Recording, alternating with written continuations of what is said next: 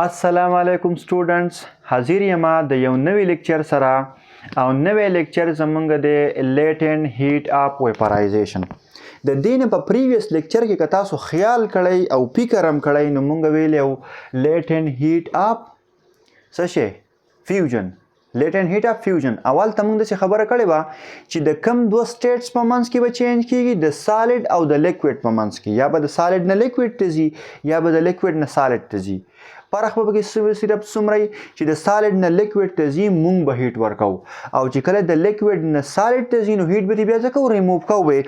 دلته به د کومو دوه سټیټس په منځ کې فیز چینج وي نو چې دا راته معلوم یې د دې دوه سټیټ په منځ کې د لیکوډ او د ګیس په منځ کې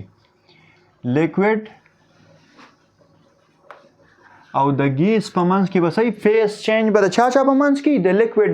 لیکوډ او د ګیس. چې د لیکوډ نه ګیس ته ځي مونږ به هیټ ورکوو، او چې د ګیس نه لیکوډ ته واپس راولي بیا به هیټ ریموو کوي. صرف دغه فرق دی پکې.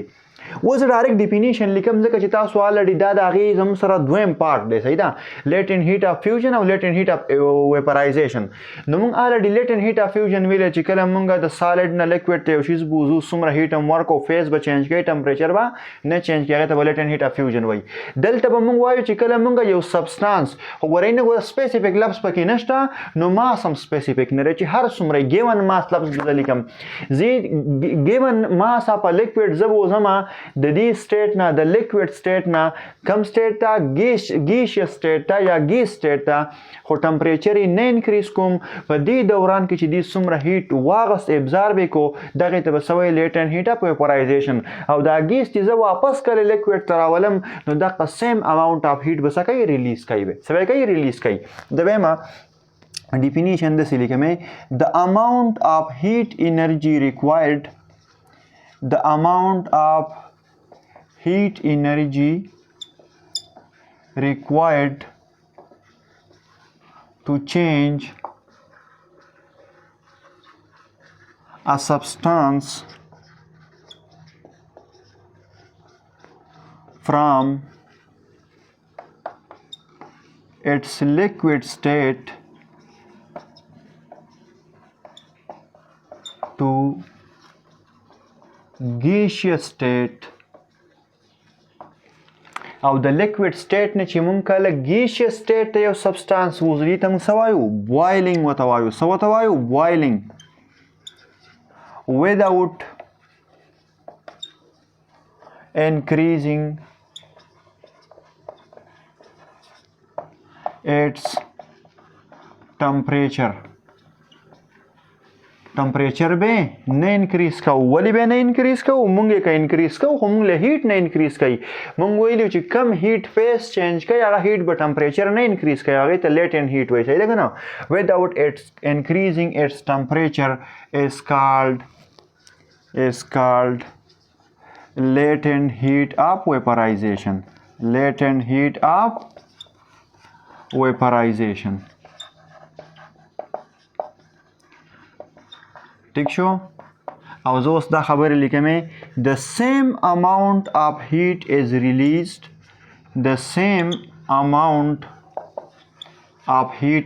دا کم چې تا ورکو چې سالډ چې لیکوډ د کم سټیټ ته واړه او ګیشیس سټیټ ته ټمپریچر دی ولا انکریز نه کو. اوس چې ته کله دا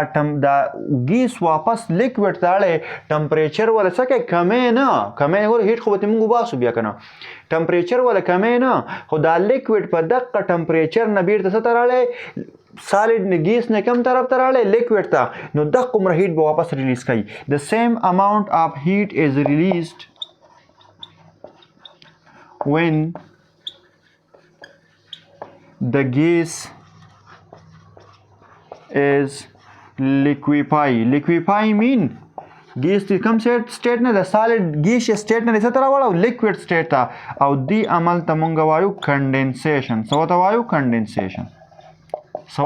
کنډنسیشن. نو لیټنټ هیټ اف ویپرایزیشن مونږ وایو د اماونټ اف هیټ انرژي ریکوایرډ ټو چینج a substance to change a given mass پکې معنی دی لیکلی ښه to change a given mass of a substance. ماس ضروری نه دی چې هر څومره to change a given mass of a substance from its liquid state to gaseous state. کم پوینټ باندې د څه بوایلینګ ورته وایي without increasing its temperature is called latent heat of vaporization. او دا کم ګیس ته چې دا لیکوډ واړو دا ته واپس لیکوډ سټیټ ته دا ګیس واپس لیکوډ سټیټ ته چې کنډنسیشن ورته وایي نو دا کم هیټ چې دی ورکړی دی دغه عمره هیټ به واپس څه کوي ریلیز کوي به شاباش دا ولیکې زه دا صفا کړمه اوس لیکمه بسې بل ټاپک شاباش لکه په دې latent heat of vaporization کې موږ څه ولیکل given mass of a substance given mass of a substance او چې vaporization دی نو ګوره چې پته یې ته کم سټیټ کم ځي نه به کم ځي ته ځي د لیکوډ نه به ګیس ته ځي یا به د ګیس نه لیکوډ ته راځي ټمپریچر کې به انکریز نه راځي چینج ان ټمپریچر به صحیح زیرو به وي صرف څه شی به چینج کیږي فیز به چینج کیږي څه به چینج کیږي فیز لکه څه به چینج کیږي فیز به چینج کیږي لیکوډ نه به یا ګیس ته چینج کیږي یا به د ګیس نه لیکوډ ته چینج ان ټمپریچر به زیرو وي په دغه پوینټ باندې به ټمپریچر ودرېږي بس که ته ښکته به اوسې او که ته هیټ ورکوې او که ته یې وباسې ټمپریچر کې به چینج صحیح زیرو وي اوس موږ لیکو سپیسیفیک لیټنټ هیټ اف فیوژن سپیسیفیک لیټنټ او تاسو ته ما ویلو چې خبره د سپیسیفیک کړه نو ماس په هم سپیسیفیک کې سپیسیفیک لیټنټ هیټ اف لکه ما فیوژن ونه وی چېرته غوږ ته مې داسې راغی چې ما فیوژن وی ویپرایزیشن ښه فیوژن قصه ختمه شوې ده فیوژن هم دفن کړی دی صحیح ده که نه سپیسیفیک لیټنټ هیټ اف ویپرایزیشن اوس به هم دغه خبره وي سبسټانس به د لیکوډ نه ګیس ته ځي یا به د ګیس نه لیکوډ ته راځي چینج ان ټمپریچر به زیرو وي صرف فیز به چینج کیږي خو د ګیون ماس په ځای به یونټ ماس مونږ اخلو دا ځل څومره ماس به اخلو یونټ ماس نو زه اوس لیکم شاباش ګورئ ورته the amount of heat energy required the amount of heat energy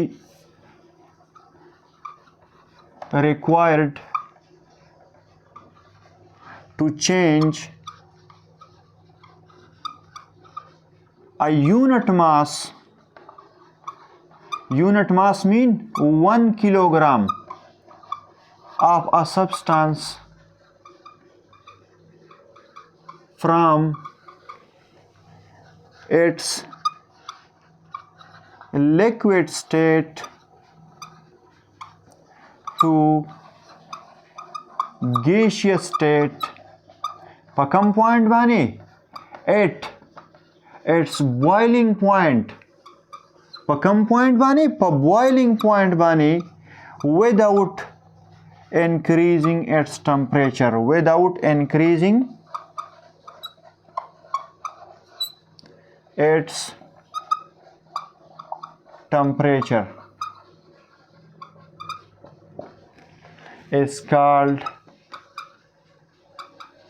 اوس مې ماس سپیسیفای کړی دی که نه نو اوس به لیټنټ هیټ هم سپیسیفای کړم سپیسیفیک لیټنټ هیټ به ورته وایي سپیسیفیک ګوره سپیسیفیک مطلب دا دی که نه هسې خو چې ته جنرلی هر څومره ماس ته دی یو لیکوډ راواغستو یو بوجۍ دې راواغستو یو نګ دې راواغستو ته یې دښکې دا څه ورته وایي د لیکوډ سټیټ نه ګیس سټیټ ته بوځې نو د دې خو که دومره ماس ترې راواغست جدا هیټ به وله پکار وي که دومره دی که جدا به وي خو چې کله تا اوس یونټ ماس کړو نو یونټ ماس په هر ځای کې بیا سیم بیا اوس نه چینج کېږي ته ورته وایي چې 1 کیلو دی د 1 کیلو دومره دی بس 1 کیلو دومره 1 کیلو دومره 1 کیلو دا سپیسیفیک دی او که ته هسې جنرلی رینډم ماس راغلی نو رینډم ماس لپاره به ویلو صحیح بدل وی صحیح ده از کالډ سپیسیفیک لیټنټ هیټ اف فیوژن سپیسیفیک لیټنټ هیټ لکه زما خولې له بار بار فیوژن راځي خو تاسو ته پته وي څه شی ویپرایزیشن specific latent heat of vaporization به ورته وایي څه به ورته وایي specific latent heat of vaporization او دلته اوس دا خبرې لیکمه نه خو چې تاسو ته پته وي که زه دا ګیس واپس لیکوډ ته اړوم نو دا څومره هیټ چې ما ورکړی دی دغه عمره هیټ به واپس څه کېږي ریلیز کېږي به لکه چې ویې لیکم څه ټینشن مه اخلئ the same amount of heat is released when the gas is liquefied اوس مې ولیکو condensation صحیح ده سمې ورسره ولیکو کنډنسیشن مې ورسره ولیکو نو شاباش تاسو اوس دا ولیکئ زه به دا صفا کړم او د دې صرف ایکویشن لیکم او زموږ بس لیکچر ختم دی ختم دی روان دی شاباش 1 2 and 3 زه داسې وایم چې زما سره څومره هیټ پکار دی زما سره اوس دی خو ګورئ یو لیکویډ دی څه شی دی یو لیکویډ دی او زه کوم سټیټ ته بوځم ګیس سټیټ ته بوځم څومره ګیس سټیټ ته څومره لیکویډ دی 1 کیلوګرام سپیسیفیک لیټنټ هیټ خبره کوم څومره 1 کیلوګرام څه چل به کوم ټمپریچر به ولګورئ نه چینج کوم کنډیشن دا دی ټمپریچر به نه چینج کوم صرف څه شی به چینج کوم فیز به چینج کوم څه به چینج کوم فیز اوس زه وایم دې له ما څومره هیټ ورکو ډیلټا کیو ټمپریچر هم چینج کو څومره هیټ هم ورکو ډیلټا کیو نو چې تاسو دا پاتې ډیلټا کیو هغه هیټ دی چې ما 1 کیلوګرام لیکویډ د دې لیکویډ سټیټ نه کم سټیټ ته بوته ګیسیس سټیټ ته نو لیټنټ هیټ اپ ویپرایزیشن به څنګه ډیفاین کوم دی خو ګورئ if delta q is the amount of heat required to convert unit mass of a liquid to gas without increasing its temperature او د دې لپاره ګورئ دا الټه خبره هم ټیک ده ها که ته یونټ ماس اف ا ګیس لیکویډ ته کنورټ کې او ټمپریچر یې نه چینج کې او تا دې نه څومره هیټ ریلیز کو صرف د ابزارب او د ریلیز کېدو خبر ده نو دې خو ګوره لیټنټ هیټ اف ویپرایزیشن از ایکوال ټو د اماونټ اف هیټ ریکوایرډ پر یونټ ماس پر یونټ ماس د یو یونټ ماس لپاره چې څومره هیټ پکار دی چې تی د لیکویډ نه ګیس ته چینج کې څومره هیټ چې پکار دی هغې ته به وایي لیټنټ هیټ اف ویپرایزیشن څه به ورته وایي لیټنټ هیټ اف ویپرایزیشن نو دې خوا ګورئ هیټ پر یونټ ماس هیټ ریکوایرډ پر یونټ ماس چې څه چل وکړي ټو چینج اوس دلته ما پر یونټ ماس لیکلی دی د یونټ ماس لپاره چې څومره هیټ ریکوایرډ دي ټو چینج ا لیکویډ سټیټ ټو لیکویډ state of a substance دا لري ما ډیفینیشن لیکلی خو صرف دا میتھمیټیکل ایکویشن ته ډیفاین کوم لیکویډ سټیټ اف ا سبسټانس ټو ګیسیس سټیټ دې ته به څه وایي is called LV latent heat of vaporization بوته وي څه بوته وي latent heat of vaporization بوته وي اوس دی خو ور یونټ د دې خبره رااله نو یونټ زم سره دی جول پر کیلوګرام د هیټ یونټ جول دی د دې څه شی دی د ماس کیلوګرام او زه سم لیکلی شم جول پر کیلوګرام اوس تاسو نو د ام سی کیوز لپاره داسې کېدی شي که تا ته ووایي چې څومره هیټ به ریکوایرډ دي او دا دواړه درکړي نو دا ام صرف دې سیټ ته راواړوه نو ته وګورئ LV is equal to delta Q mass and latent heat of vaporization is equal to the amount of heat required unit mass دی او latent heat of vaporization چې زره ورکې نه د بس جوړ شي amount of heat required لکه پوهیږئ په دې خبره نو دا ستاسو شو نننی ټاپک لیټنټ هیټ اف ویپرایزیشن او آی هوپ چې په دې کې به څه کنفیوژن نه وي که یې پکې بالکل تپوس کولی شئ تھینک یو ویری مچ